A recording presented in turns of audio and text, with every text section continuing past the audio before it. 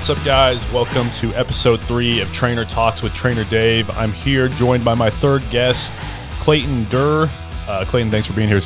Yeah, absolutely, man. I'm excited. Kind of changing the game a little bit from the podcast. Obviously, episode 1, I had Anna Kate, who was a personal trainer. Episode 2 is John Gallup, who was a gym owner. And now episode 3 is you're a physical therapist. So you're not necessarily what you'd call a trainer, but I think what you do is very closely knitted to our profession.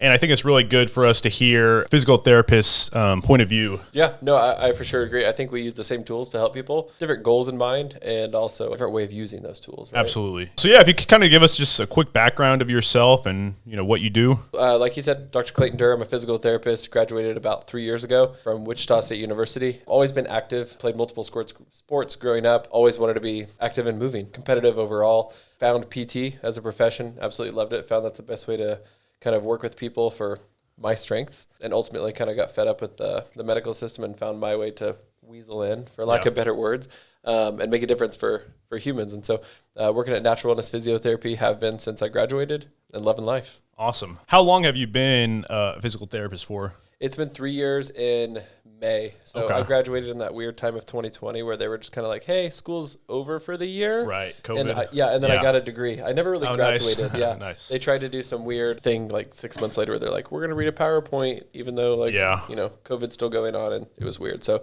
I kind of just finished school about 3 years ago. Why did you ultimately want to become a physical therapist? A lot of people have this like black and white moment. They're like, oh, I tore my ACL, started getting PT and loved it. But ultimately, I knew I wanted to do something medical because through high school, always loved anatomy and everything.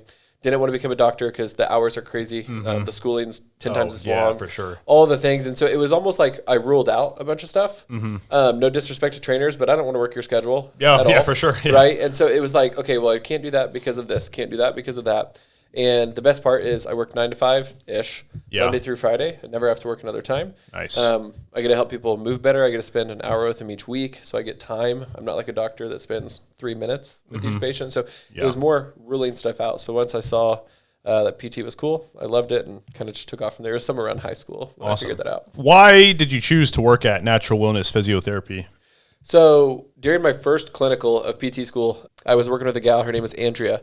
And I was supposed to be with somebody named Courtney. Okay. But about 2 or 3 weeks before I got to my clinical, they're like, hey, we're switching your person to Andrea. I was like, okay, cool.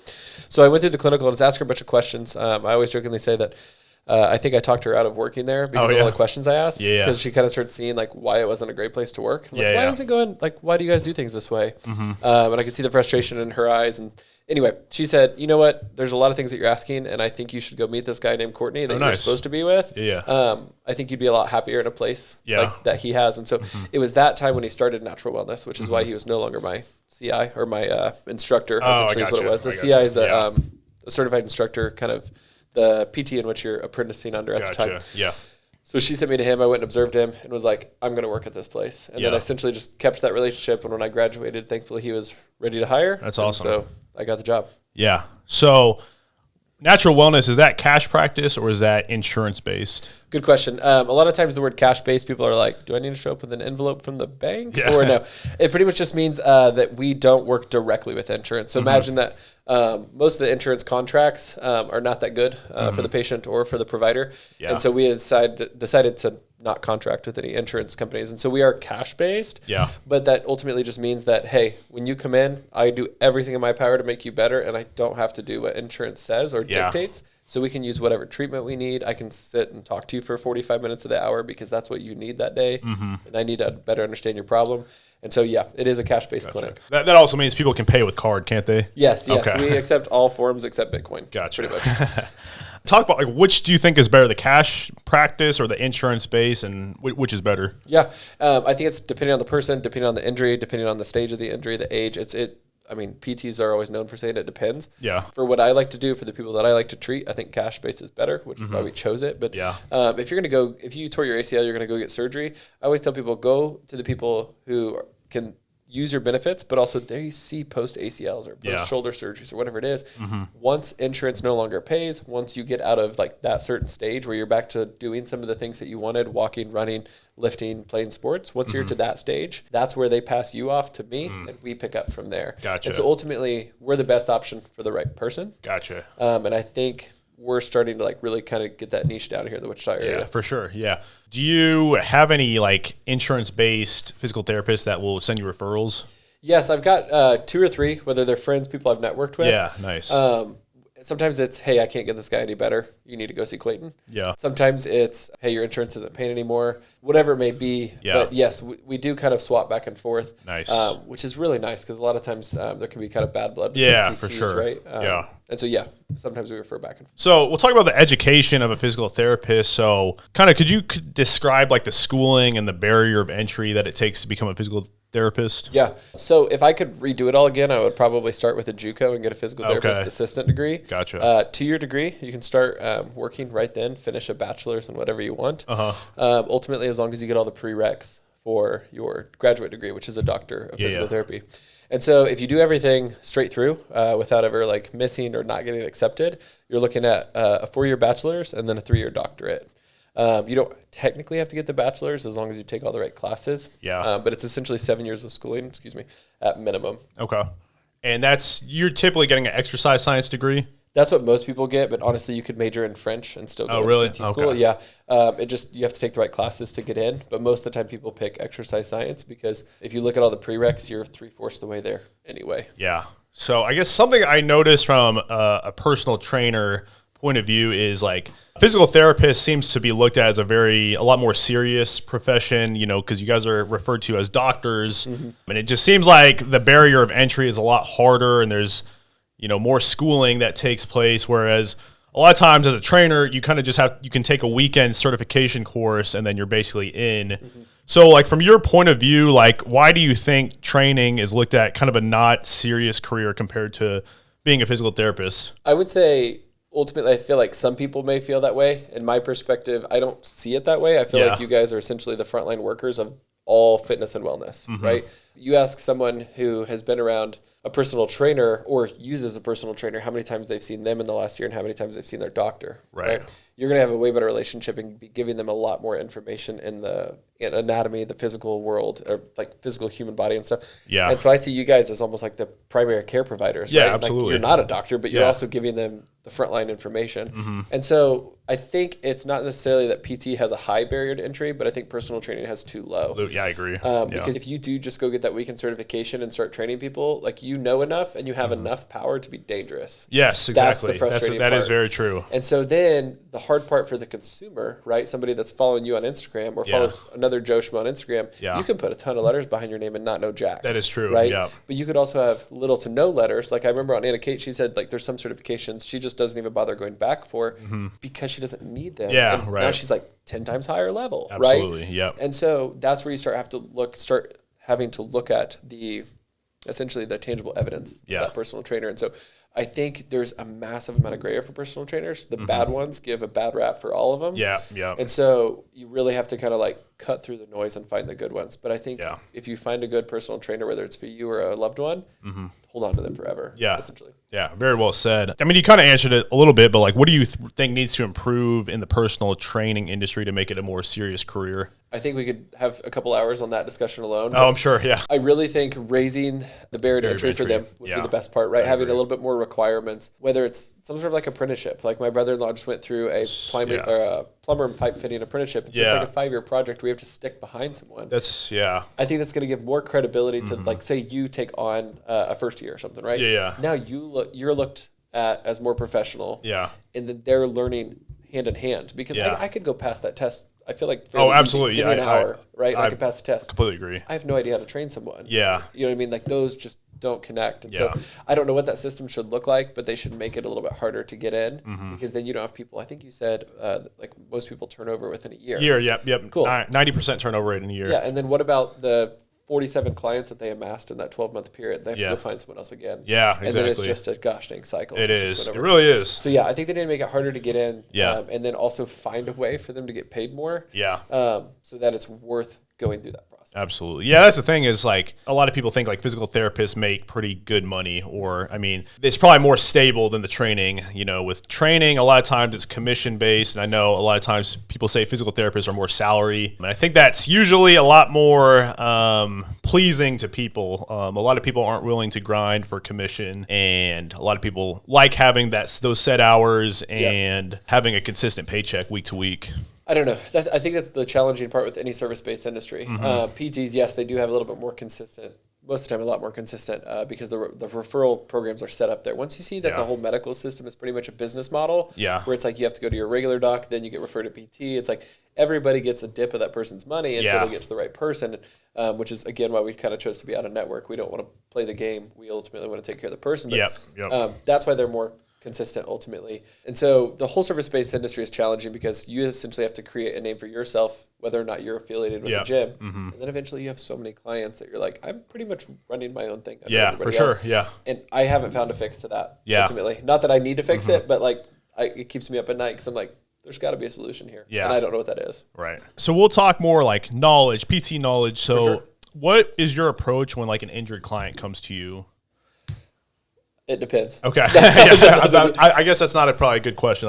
Probably needs more general. So ultimately, most of the people that I see are more of a chronic injury, right? It's not that they rolled their ankle yesterday and they come to see me right away. You can find stuff on YouTube. People are just like, oh, it'll heal, like whatever you decide to do. But the majority of the time, I'd say 80-90% of my clients have had this pain for more than a couple months. And I would really be willing to say that 50% or more have had the pain for a matter of years, whether they've tried numerous other approaches, whether they've just put up with it, whatever it may be. And so for them, there's so much more than just like a structure being injured, right? So then it's like, okay, what happened?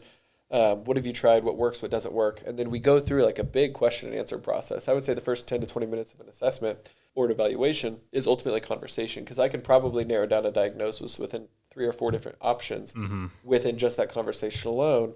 Then the rest of it is physical assessment to rule in and rule out things. Then it's going on to treating of some sort to kind of like make the pain go down, and then we build strength or flexibility, mobility back up kind of along the way. And so again, that's my very vague, well-rounded, it depends answer. Yeah, so I guess I'll share the story. So I've known Clayton, I guess, probably a little bit over a year now. I think so, We're connected like through social media. We've been to a lot of the same networking events. And continuing ed. Yes, continued education. Sure. Yep. And so I guess I mean, we've networked and we've met in person. We seem pretty like-minded. So, you're always kind of a guy I'd like to try and send referrals to if an athlete or somebody gets hurt. But then also just for myself, like I feel like, as a trainer, I work long hours. So I feel like my body's kind of screwed up. So I did get to go through an assessment with you, and I thought it was awesome. Like you said, it's a lot of just getting to know the client, what hurts and whatnot. And then, I liked, you guys have a gym, like basically kind of like a weight room inside your facility where we're able to step out and go through some realistic scenarios. Like, for example, a lot of times I back squat, I get low back pain. And so you were able to kind of teach me how to brace and engage my core better, stuff like that. And really, I feel like that's not too different from being a trainer. You kind of do a little bit of teaching the fundamentals of movement a little bit. And then also got to get dry needled. And that was an interesting experience, but definitely helped a lot. So. For sure. No, it's a trip. And I totally get the comparison. I would say in a lot of ways, if you were to just watch a session with me and you and watch a session with you and your client, they may not look too different. I would say a lot of the benefits is the time freedom in which we have. Not that you don't, but if someone comes to you, to my understanding, right, this is my perception, you may be taking them through a 45-minute hour plus long workout, right? But then they come to me and they say, Clayton, I can do the majority of the stuff that David takes me through. But gosh dang, dude, squats always bother me, and I've never figured out why. And so then we can spend that whole 30 minutes to an hour looking at just your squat. And then I can go through and say, here's the problem. You don't have mobility here, so you're getting it from here. Or that thing that your high school coach told you about chest up, butt back? Don't let your knees go past your toes? All a crock of crap. We need to actually change this. And so it's almost reshaping their perspective. That's what allows the proper movement to take place, and then pain goes down. And then, of course, I've got tools in my arsenal like dry needling, scraping, cupping, whatever have you, to essentially get those results a little bit. So your cash practice. So from my understanding, like there's a little bit of business that goes on your side, like trying to find clients and trying to get buy-in, because people may want to use their insurance instead of paying the money to get treatment. Yeah. So like, how important do you think it is for a physical therapist to understand business? It really depends on the setting that you're in, I would say. In hospitals, like if I went and worked at Wesley downtown, I don't need to know. Yeah, I mean, exactly. you could easily make the argument, and I would be on the side of making this argument that you need to be able to do sales, right? Yeah. Because when you show up in a patient's room at 7 a.m. and you're like, hey, we need to get you up and moving so that you don't get pneumonia and then die, pretty much, that's sales. You're trying to sell that person on why they should work with you for the next hour on being healthier. Yeah. But when it comes to the business that we have, we're not relying on referrals that are just going to be automatic through the medical system. And so sales and marketing is much, much more important. Yeah. Right? And marketing being the one where it's like get people through the door, sales on locking in that sale. That's right. Yes, there's a business aspect where we need to make profit and make money, but at the same time, if you don't sell that person, they have the freedom to choose not to come back. Exactly. And the story that I tell myself every day, because it's very real, although it's not as well known, is if I don't do a good job essentially selling that person, you can't help they're them. going to go to someone else. Yeah, exactly. And they may go to the Joe Schmo down the street that says, let me put this laser on your back twice a week and charge you $200 every treatment. And you'll be better. And it's like, no, you won't. And then you go on and you get addicted to opioids or something because that's what the doctor prescribes. Or you go get a surgery that's unnecessary and pay $30,000 to $50,000. Yeah, it's XYZ. true. And so these are all very real scenarios. I know people that have had a total knee that gets infected and then they lose the leg. Like, it sounds dramatic, but that's where I have to be good at sales and marketing so that those scenarios don't take place. And that's the story that I tell myself every day because it's very real. And it makes me do a much better job each time that I get a new client. Yeah, no, I agree. I mean, it's kind of the same thing as a trainer. Like, my services aren't necessarily cheap.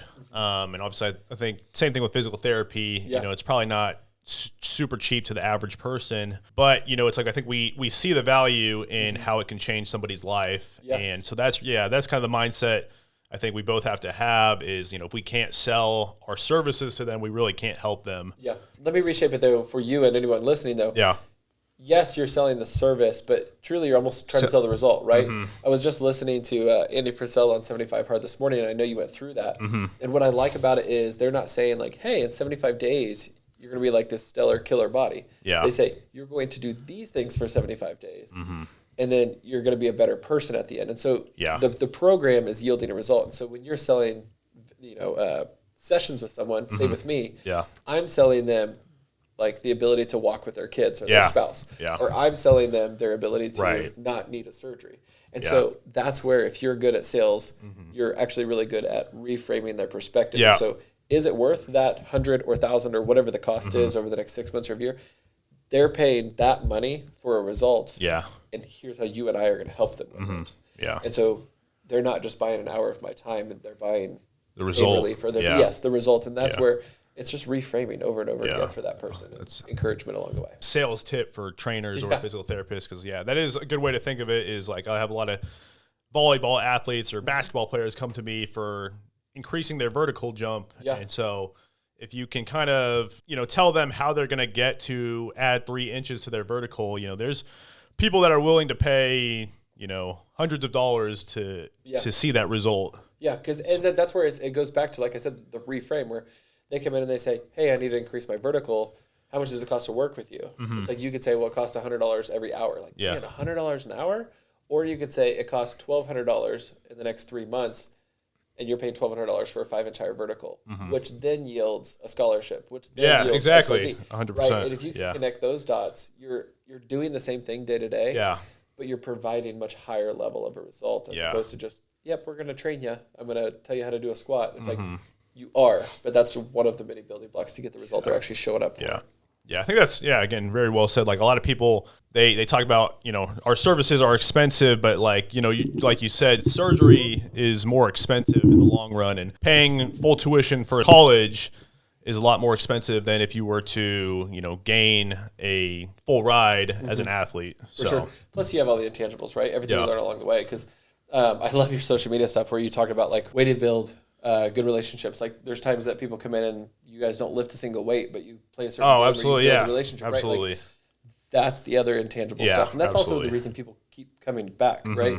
if I have a perfect, a really, really good clinician or a really, really good trainer, but they're an asshole, I'm not coming back. I don't care if you can help me. Like, I don't want to spend my time with you. Yeah. And so it's all those other intangibles as well. That's well said. I think like Mike Boyle, he's a strength conditioning coach. He says really after like a month or 3 months, like clients should know how to train themselves by themselves. But a lot of times clients continue to come for the relationship. Yeah. And I think that's so true with gyms and even, PT clinics is if somebody decides to move on and go somewhere else, like that's why a lot of clients end up following that trainer or that physical therapist because of the relationship. Yeah, because I always tell people, especially clients, right? Because clients hold people like you and me to like a higher standard. They assume like you're a personal trainer. You don't drink Diet Coke.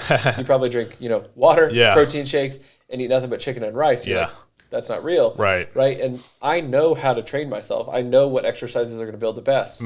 But I still go to a coach because I don't want to have to think about that. Yeah. You know what I mean? Absolutely. You're now offloading that to someone else, or I can just like put my trust in you. Like, hey, you take care of me. Tell me what to do. I'll do the things.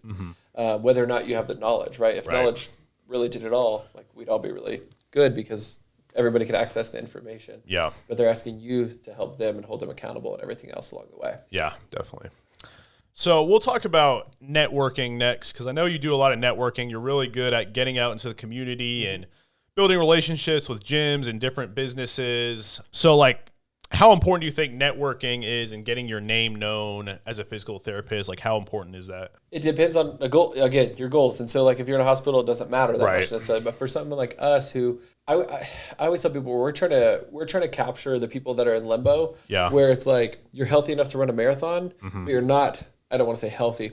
You're not in good enough physical condition to run it without pain. Yeah. Right? Because if that person goes to the doctor, they're going to be like, well, stop running. You don't need to run 26 miles. And that person's going to be very discouraged and be like, but I want to. That's what keeps me sane. Yeah. You know what I mean? That's the things I enjoy.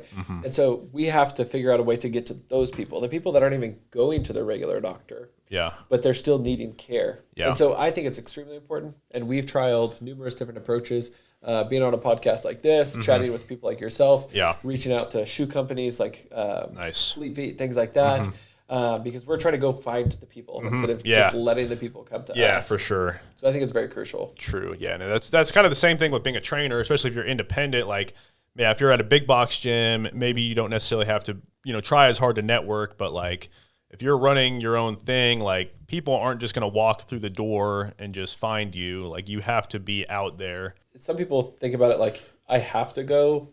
Like people ask me like, what do you mean you have to go do your own like marketing? Like isn't your boss helping you with that? And it's like you can look at it that way, or you could look at I get to go find the exact people that I want to work with every day, and that's the fun part because ultimately, when I look at my schedule, it's like I enjoy every single hour, absolutely, and every single person that I'm working with, and I got to help build that. Ultimately. Absolutely, that's really well said because it's the same thing with being at a gym. Let's just say my gym owner, the gym owner feeds me clients, which is awesome, and that's happened to me before. But like, I feel like you're gonna develop such a better relationship if you sell the client yourself. Yes. Absolutely. As opposed to just being fed a client. So yeah, I mean, I don't know. It just gives you a little bit more like confidence within yourself. That person came to see you. Yeah, they didn't just show up at the YMCA. Yes. The YMCA is absolutely crucial for all of which does health. But, most people will go to those places and they're like, I'm getting what I want, but I want something a little bit better. Yeah, absolutely. And so they see your post and they're like, you know what? I want to work with that guy. Yeah. Because he clearly gets me. And then they get better results. Yes, and absolutely. And then your rap sheet is like, look at all these good results that I get people. Yeah. And it kind of just compounds from there. Yeah. Your clientele, like, how is that built? Like, is it 50% referrals, social media? Like, how do you think your clientele, like, where do you get most of your clients ultimately from? That's a really good question. I would say maybe like first bit of exposure may be social media, but I think there's some stat somewhere that says like people require 7 touch points before they'll actually buy in, right? Yeah. And so the way I look at it is if I were to look at the last 30 people that came our way, most of them are word of mouth. Okay, nice. It's like, hey, I helped David sent in his mom mom sent in this person, and it goes down that route. But let me put it this way to you. If you send, let's say you have a guy named John, he's 39, has knee pain, and you're like, hey, you need to go see Clayton. Yeah. He's not just going to be like, okay, call, at least the majority of the time, right? He's going to be like, well, hold on, who's Clayton? Clayton, Natural Wellness Physiotherapy, types it into the Google bar, sees our Instagram, sees our Facebook, sees our website, scrolls through it, sees it, and they're like, okay, these guys are serious. They read the reviews, they start to see the pictures, and they start to identify with all the people that we have out there. So it's almost like social media and online advertisement becomes our digital resume. That's right, yeah. Kind of like locking that person in. But 100%. I'm asking you as the word of mouth to start that process. Or the Facebook ad or what have you. I completely agree. Yeah, me and John Gallup kind of talked about that a little bit.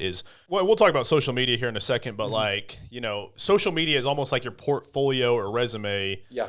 You know, it's kind of, it's hard to get clients that just DM you that have never met you before, cold DM you and become a client. Whereas you're right, a lot of times it's word of mouth, and then the first thing they do is they look you up on Facebook or Instagram, and then they see all your posts and your client testimonials and stuff like that, and then that just builds the credibility even more. Yeah. Well said. Let me put it this way: I've had a TikTok for about 2.5 years, grown a pretty good following on it. I've had 2 people come directly from it, and one of them found me 2 years ago. Wow. You know what I mean? And so like it's almost like his pain had to get bad enough, and he had to see enough of our stuff. He's like, "Yeah, I see your Instagram all the time." It's like, if we could go back and do a case study on him, how many times did he see our stuff before he pulled the trigger? Like 732, because it takes a lot. And so I completely agree. Not many people are like, "Yep, I want to work with that guy right off the bat." It's repetition. And I think that's also a good example of like being consistent on social media, because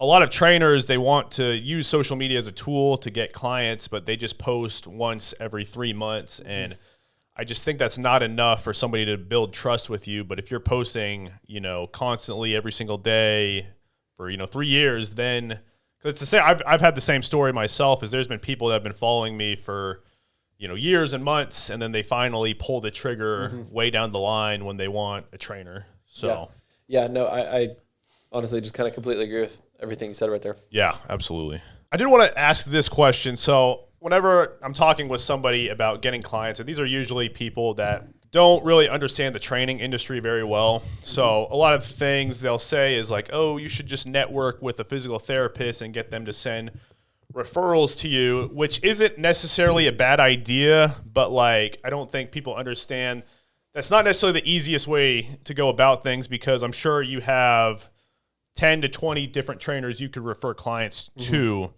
What is your approach when a trainer tries to network with you? Like, so let's say a brand new trainer just started out training at a gym. They're trying to build their name and they want to network and see how you can collaborate. Like, what's your approach when that happens?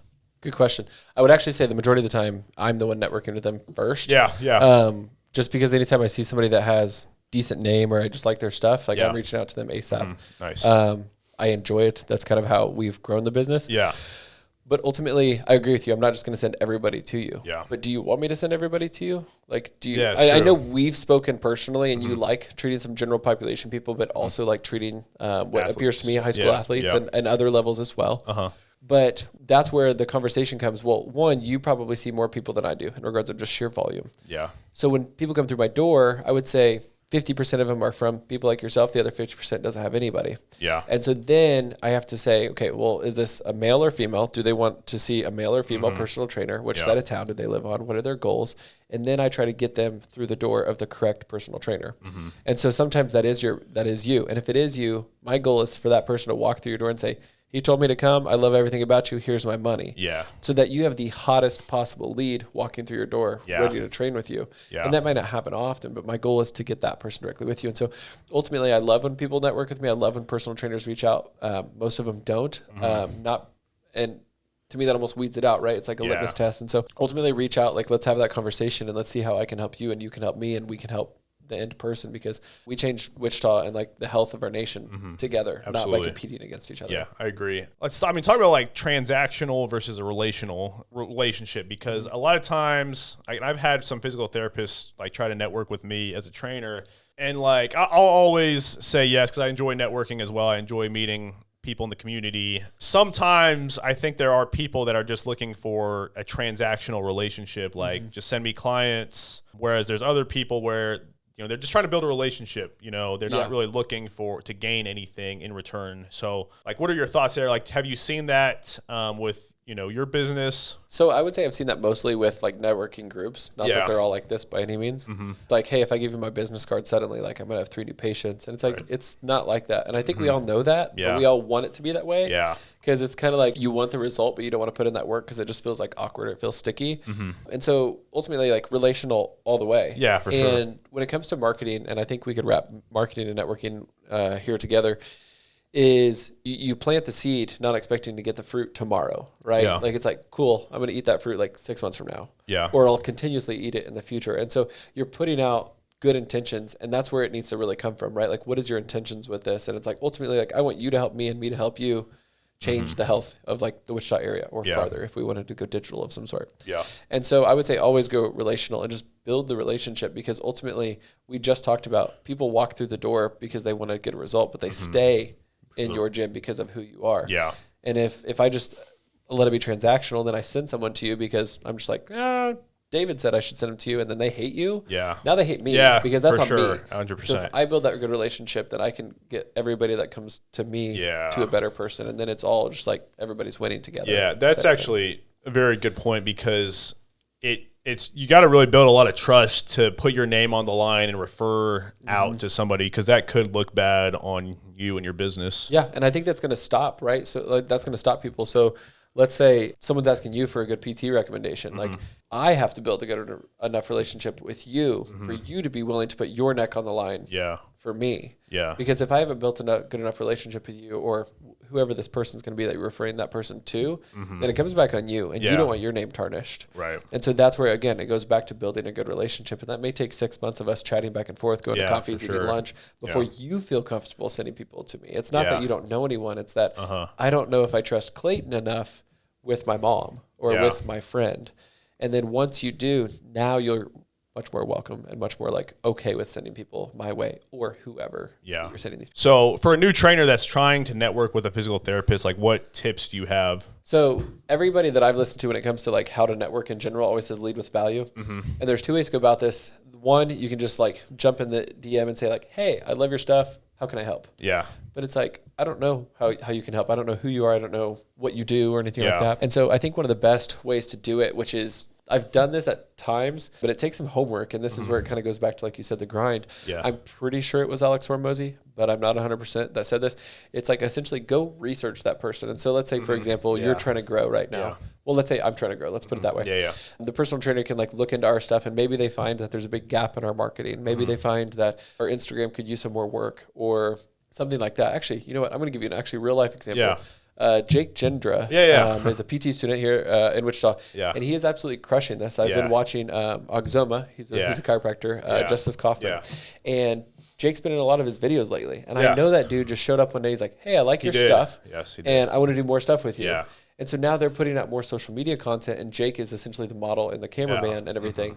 And so now Justice is benefiting by getting all this new social media content put out, probably for free. Yeah. And in exchange of value and building a good relationship. And so now Justice is like, I love this dude. Yeah. He's really smart. He's helping me out a lot. And almost you feel, I don't like the word indebted to, but it's like you're not in debt, but you want to help that person because they helped you so much. For sure. I would say that is how you network. Yeah. And it's going to be different with every single person that you want to touch base with. I may buy you Chick-fil-A for the next month or something, like send you a gift card, say, hey, thanks for the referral, because I know you like Chick-fil-A, and therefore we're building the relationship. Now you're like, man, that guy really pays attention. Yes. He knows I like my chicken minis. You know what I mean? Yeah, for sure. And so that's the way. And it takes effort. Yes, it does. takes some effort, and it takes some creativity, and that's a skill that you can improve on. Yeah, that's a real scenario. We went to Chick-fil-A like last week, and then we talked. I'm trying to kind of grow my business.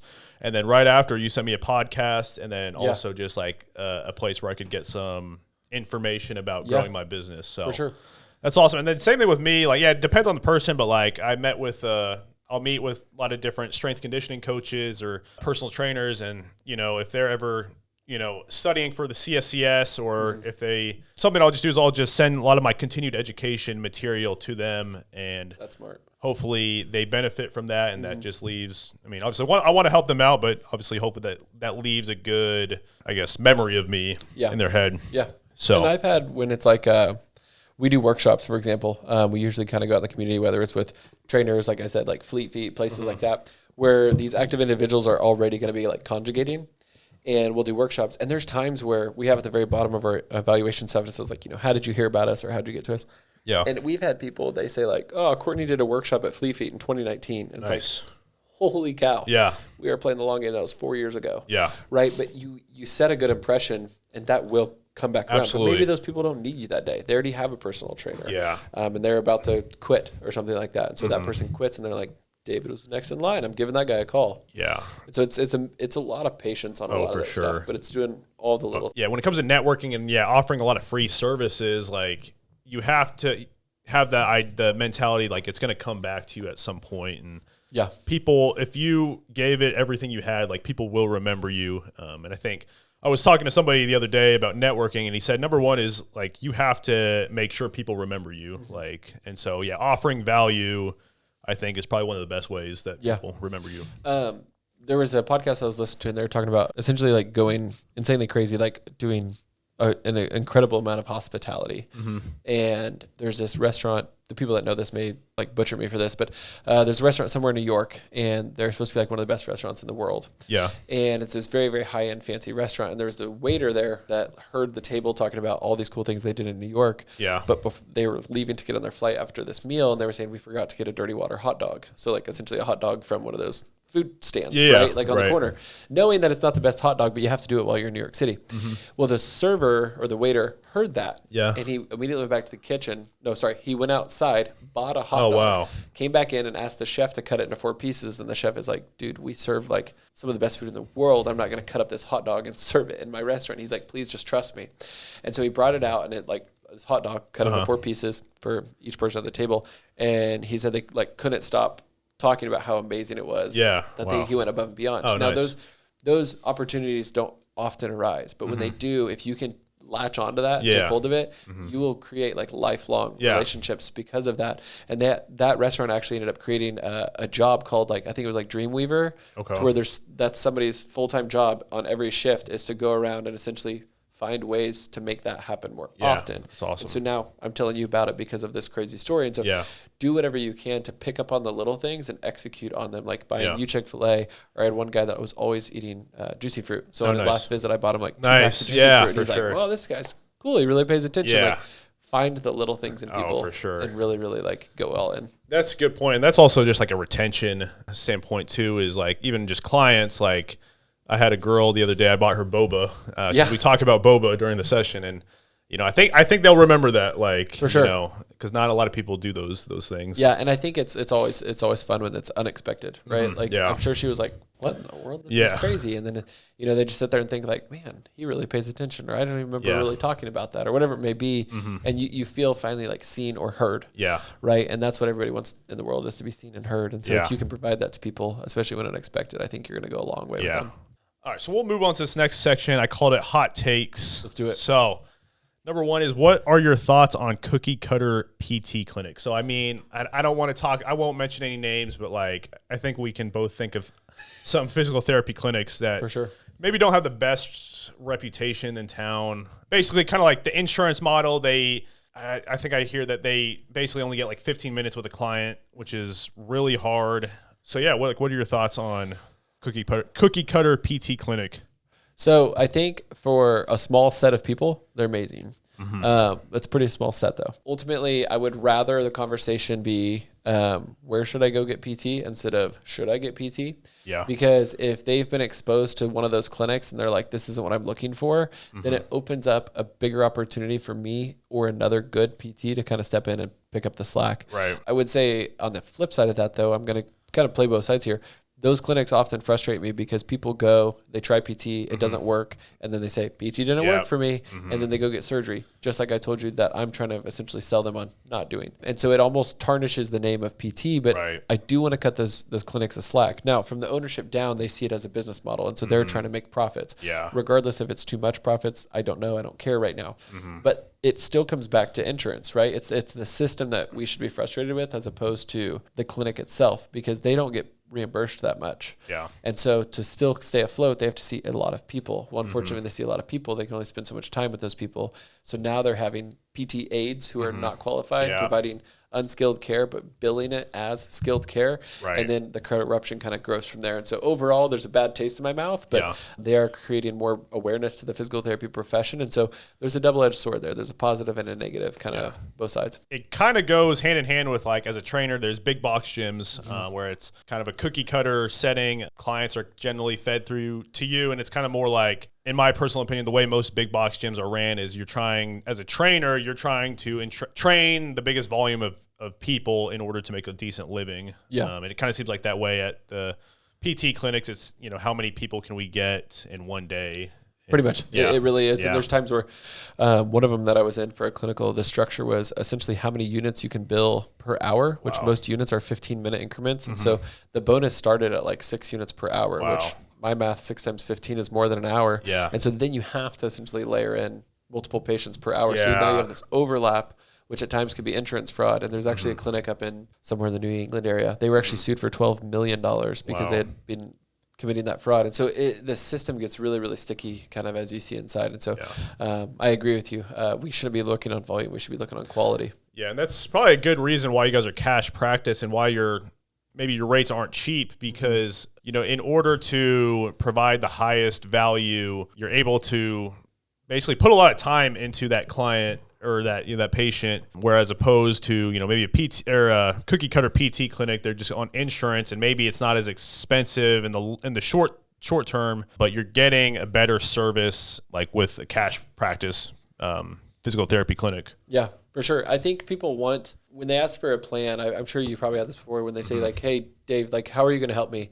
It's like, to me, and if I were you, I'd be like, I don't know. It depends on what you need. Yeah. But they want a more direct answer, although I think they want that direct answer of like, yep, we're going to do squats 3 times a week. And it's like, I don't know. Yeah, is that what you need?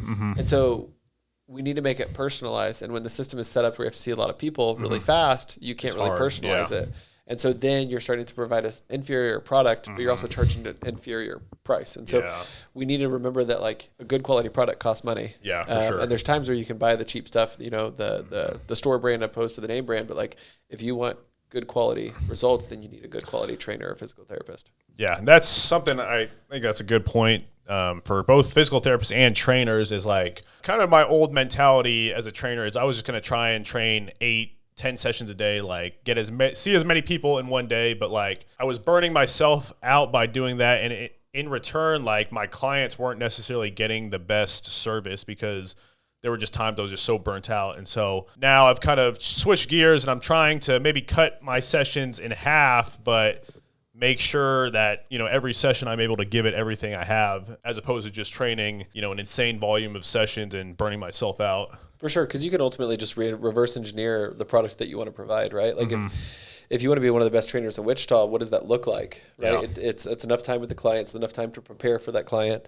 it's enough time to program for that client, and then reverse engineer it from there. And usually by the time you do that, you realize like, oh, $30 a session is not enough money for all of that work. Yeah. And so then it's harder to sell that product because you're like, you can see its flaws. Like you could create a $30 product, but it's not that good. Yeah. Or you'd be like severely sacrificing your time. Yeah. So usually you have to get essentially some like notches in your belt of like things you've done, which is you started at the YMCA and kind of building from there to see like, okay, don't want to do that. I don't want to do that. I don't want to do that. Here's what I want to do. Yeah. And then you get a better product sold and your clients can receive a much better product. Do you think it's beneficial for a physical therapist to start in a cookie cutter PT clinic setting? Unsure.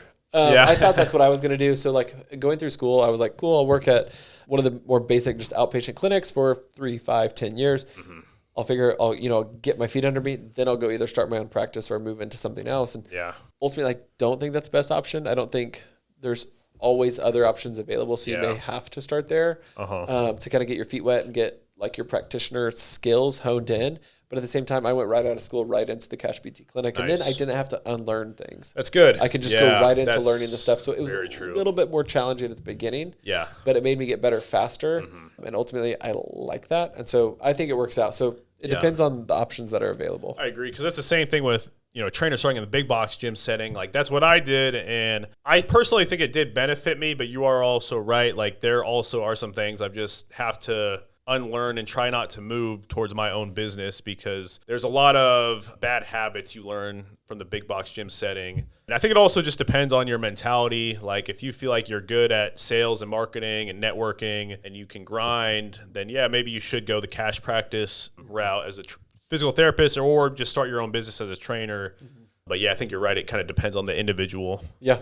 And I think kind of deep down we know, like if you're listening right now, you know what you should do. Yeah. But then sometimes if you're just at the stage in life where it's like, I got to go get a job to provide money for my family, whether it's, my wife, my husband, my kids, sometimes you have to just do that for a while so that you can have a constant paycheck.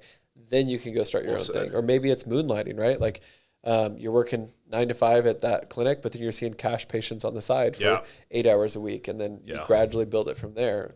I think it all depends on the specific person, but I think we all know what we kind of like should do based on that gut feel. Yeah, I guess that's a good point too, is like, I think cookie cutter PT clinics and big box gyms kind of get a bad rep, but there are some really good physical therapists that are at cookie cutter PT clinics. And there's also some really good trainers that are at big box gyms. And it's nothing against them. It's just, like you said, they might have a family and they want that stability. So they stay in that setting and they do well there. So for sure. And then when you leave, people follow because they exactly. Want you. Yep, exactly. Absolutely. We'll talk about this next one. So kind of like I said, at Natural Wellness, you guys have like a gym setting, you guys. And that's what I hear a lot is, if you want a good physical therapist, you should look for a place that basically has like a gym inside of it. I think, again, a lot of these cookie cutter PT clinics, they get the reputation of, doing band work and, 5-pound dumbbells. Which setting do you think is better and why? I think it depends on the person again, but ultimately so let's say I've had 4 patients over the last couple of years that have needed surgery for their shoulders after seeing me. We've gotten a lot of things kind of cleared up, and then we hit a wall and I'm like, you've had a couple signs the whole time that you may need surgery. I think now's the time to pull the trigger and go get the MRI and kind of move on from there. But then pretty quickly after, I immediately tell them, like, I am not the person you want to see post-surgical. 1, because I don't know how to treat you post-surgical that well anymore. 2, I want you to utilize your insurance benefits. 3, you do need those TheraBands and 5-pound. Yeah, there are probably some people that need that. Yeah, and so again, when you look at this as a continuum, twofold here. They shouldn't see you as a personal trainer right after surgery unless they're working on other body parts, right? Shoulder pain, but they're going to work on the legs with you because they're just not at that stage right now. Or, like I said, they could keep working lower body with you and other things because I know you guys are much more creative than I am on stuff like that. But then they build up from there, and so it's like, cool. You need to go back to that gym setting when you're ready, when you're at that spot of your rehab process or a part of your journey. And so I think both of them have their place, but I think the majority of the time people are in the red TheraBand and 5-pound weight stage when they shouldn't be. Yeah. Especially most of my patients are females because I think they're better asking questions. I agree. Yeah. Yeah. But ultimately what I like to do is I like to give them weights, and you probably have done this before, where you give them a weight, ask them to lift it, and then you keep going up and up and up until they feel like they're actually finally getting challenged. And then I'll ask them, how much do you think that weighs? Yeah. They're like, like 35 pounds. It's like, nope, that's 85. Yeah. Like you should be lifting 85 pounds to actually strengthen your muscles because you just demonstrated to me that you can. And so you're not going to get stronger with that 5 pounds. Yeah. And then once you demonstrate that, then they're like, oh, okay, that makes sense. That's why I'm not getting the results that I want. And so ultimately, I think more people should be in that cash-based, gym-based world, and they're not, but there is still a place for the TheraBand world. Yeah. Do you view other physical therapists as competition? Why or why not? I think the only time that I see someone as, quote, competition is if they're doing a disservice and I need to help whoever their patient is. But ultimately, no, because a high tide raises all ships. At the end of the day, my goal is to make people make good choices, get them out of pain, and get them moving more. And why would I see someone else that's also sharing that mission as competition, right? Yeah, for sure. Ultimately, it's like, hey, your hip hurts and you shouldn't get surgery. You should come to one of us. Like ultimately, I just posted on a pickleball site today where it's like, if you want help with this, come see me or the gentleman named Cody, because ultimately I want you to get better. I would say my competition is surgeons. No disrespect to surgeons, but in this fact that I don't think people need surgery as much as it's done. And so my competition is them making bad choices or misinformed choices, which I think is probably more the answer, because most people don't make bad choices. They're misinformed and they haven't given conservative care like physical therapy enough. And so I don't care who you go to. Ideally, I would like it to be me most of the time. For sure. But like if you get PT and it helps, that's the result I think we're all striving for. Sure. I think I saw something like, as trainers and physical therapists, like, we're not competition. It's more like McDonald's and Netflix. That's more of our competition and trying to get people out of those bad habits. Yeah, no, 100%. Yeah, I fully agree. This is kind of a complex question, but What is the difference between a physical therapist, a chiropractor, massage therapist, and a trainer? Because they're all pretty closely tied together, but they're different. Mm-hmm. I would say the way that they see kind of each person. So I would say a PT, the majority of the time, is probably one of the most well-versed in regards of assessment, evaluation, kind of like pain management type stuff, and then also exercise prescription. Now, I say prescription because I know you have a much bigger repertoire of exercises because you see a lot more, and you're way better at being creative and way better at managing multiple people at a time, thinking group fitness type stuff. But also, I have much more of an education than you on paper. Right. But also my job is different than yours. My job is not to like help 8 kids or 8 like adults work out. My job is to figure out why this person's having pain or numbness or tingling or whatever it is. Yeah. And so our missions are different, but at the end of the day, our like big mission is like healthier people. Yeah. And I would say chiropractic, to my understanding, chiropractic care kind of focuses everything around the spine and generally joint mobility. But again, still trying to make people healthier. And so when people ask what's the difference between a physical therapist and a chiropractor nowadays, I say if they're all following the research appropriately, you shouldn't really be able to tell the difference. Yeah, it's true. Right? Because we all know kind of at the end of the day what gets people better. Yeah. But it's the relationship or the relational speaking at the beginning of the session to help make sure we're on the same level. Yeah. And the massage therapists, I think, are almost kind of like the wild card third in there because a lot of times they don't do a whole lot of like exercise or movement. It's almost just like, hey, I need either relaxation or I need some sort of hands-on therapy to decrease pain or muscle tension in that area. Yeah. And so I would say they're kind of like off on one side, but they could be an absolute supplement to anything that me, a chiro, or you're offering kind of in there. And so there's a lot of difference, but I would say we're all a part of the same team, sharing the same mission of trying to win that championship. Definitely. Very well said. And I agree with the physical therapist and chiropractor statement just because obviously Justice, who's a good friend of ours, I mean, I went through an assessment with him as well. And I want to say like it was very, very similar to what I went through with you. Like I got dry needled. He even said the same thing. I struggle with bracing my core when squatting. And so, really not much difference there. But I think a lot of times people, they think about chiropractor and they think about just popping their back. Yeah. So, but again, bad trainers give all trainers a bad name. Exactly. Chiros that I don't agree with. Yeah. Maybe give a bad name for all chiropractic care. There's one in town that you buy membership and just get popped by anybody, right? Like that's tarnishing the name, of chiropractic care. Yeah. And so, but PTs have their own like flukes too, where we think that we can feel cerebrospinal fluid flow. And like, it's like, that's kind of hard for me to buy into. Yeah, for sure. Would you refer out to a chiropractor or a massage therapist? Like why or why not? Usually when I'm referring out, it's because either I'm having trouble getting the person the results that they want. And so I will send them to a trusted source, regardless of the letters behind their name, honestly, if I think they can help. Just like I said, I'm not going to send everybody to you. I'm going to send the people that I think need you to you. And so I have sent some people to Justice, another chiropractor, because I was like, dude, I've worked with this gal for 4 weeks. She's not in that bad of pain, but I've tried all the tools in my toolbox, not changing. Please take a look at her. Yeah. And then I also will usually, when I send people to massage therapy, in my own perspective, based on research, but also like essentially experience, I feel like massage therapy does a great job at kind of like helping relax and release tension. For sure. Whether that's a physical release in the sense of like hands-on, or whether it's finally just giving you an hour to yourself to essentially meditate with someone massaging you. Yeah. And so I will say, hey, I want you to do this as well. Most of the time it's not instead of, because there's things that I see that we need to work on, but I will absolutely refer them out. And there's even multiple times that I've sent people on to a personal trainer because I realize like, hey, most of your pain is because you are sedentary as heck, you know? And so I just need you to move more. And I think this person's going to be a mix of more affordable, but also going to hold you more accountable. And you're going to spend a lot more enjoyable time with this person because you just need to move more. For sure. And so ultimately I will give or try to give person whatever they need. And it's fun because I get to do stuff like this with you and build like my like network or team of people where it's like, what do you want? Because, and I can like, you know, like the drug dealer guy where I'm like, I open my coat and it's like, because I know a lot of people. Yeah, you like, do. What do you need? Because I'll get you to that person. Yeah. So we'll talk about social media more. Natural Wellness Physiotherapy and yourself. Like you guys do really good on social media, and I think you have a good social media presence. How important do you think this is for physical therapists?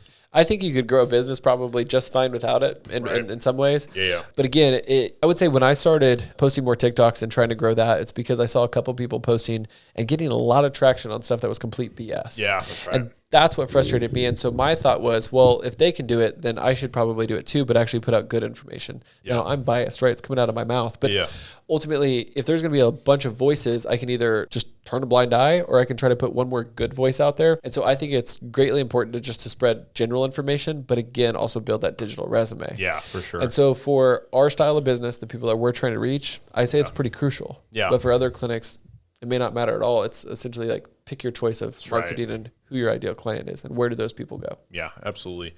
So we'll start to wrap it up. Future goals, like do you have any future goals as a physical therapist? My end goal, well, maybe not end goal because I think this would change, but I would say the next 5 or 10 years, my goal would be to at least part own the clinic of some sort because I want more hands in it kind of thing. More skin in the game. Yeah, and I don't need to go start my own, especially when I've seen what it took over the last 6 years with this clinic. Like, I don't want to go do that. I would rather like continue to help grow and like have a piece of it type of thing. Yeah. Or maybe when we start expanding to other parts of Wichita, like I help grow those ones, like whatever it may be ultimately. And there's actually one patient of mine who his wife is a PA, and I was telling her, I was like, I have no idea how this would work yet, but the way you found us and the passion that I can tell that you have for fitness and everything, like I would want some sort of a clinic that involves you as like a doctor / PA. Yeah. I just don't know what that's going to look like. Ultimately, just growing what we're already doing bigger to reach more people and essentially kind of like go against the competition that we've talked about. Yeah, for sure. So you would not you basically ideally wouldn't want to open up your own PT clinic? No, not my own personally, unless it's an extension of what we're in now, but who knows what'll change in the future, but I don't see that taking place. Gotcha. Well, if it were to happen, like what would it look like? Probably not a whole lot different than what now. Yeah, because I mean, ultimately, I want it to feel like when you walk through the door, you're like, man, this place is awesome. Yeah, for sure. This is where I belong. Yeah. And then we're working out in the back. But ultimately, you have to have the treatment room, right? Because we have to build that relationship. I would say there's a lot of times where the first session, we never even step foot into the gym because we've got a lot of stuff to work out, whether it's conversation, whether it's muscle tension, whether it's something that I needed to do to you or a conversation I have to have with you. But ultimately, like where the magic happens is in the gym, right? It's building that strength in the gym. And so I would say pretty much what we have now, just bigger. I agree. Yeah, your guys' space is really awesome. Right when you walk in, it just looks like a really cool setup. I think you guys have some drink on tap or something like that? Oh, yeah. Let me give a little shout out. Apollo Fermentations has got us helped out quite a bit. They have kombucha, like you said, on tap. Yeah. Because ultimately we want to practice what we preach. And so our goal is to have like food, drink, and snacks. Yeah. That's healthy, right? Sure. Like it's not like you're going to come in and get a free $5 McDonald's gift card. And so, and actually the flavor of choice right now is lemon mint. Nice. Just tried it this morning. It's pretty tasty. Where can we find out more about you and Natural Wellness? Yeah. Multiple different platforms. Facebook is Natural Wellness Physiotherapy. Instagram is Natural Wellness Physio. On TikTok, my handle is TikTok Physio. And then our website, which is Team Natural Wellness, because we also have some strength and conditioning offerings for those people that need it, that we see fit, right? Kind of that has went through our care. But then we also have a nutrition coach on staff. You'd be amazed how many people, specifically women, most of the time not only undereat, but I've got one gal that when I had her audit, it was only eating 20 grams of protein a day. Wow. And I was like, well, no wonder you're not healing very well. And so we like to be well-rounded so that I can send that person on to our nutrition coach to kind of help on that side of things too. But just Natural Wellness Physiotherapy, you can usually kind of find anything that we put out somewhere on Google. Yeah. Awesome. Well, really appreciate you taking the time and chatting with me today. Yeah, I definitely look forward to staying connected. And that's pretty much it. And thanks for tuning in. Thank you. See you guys.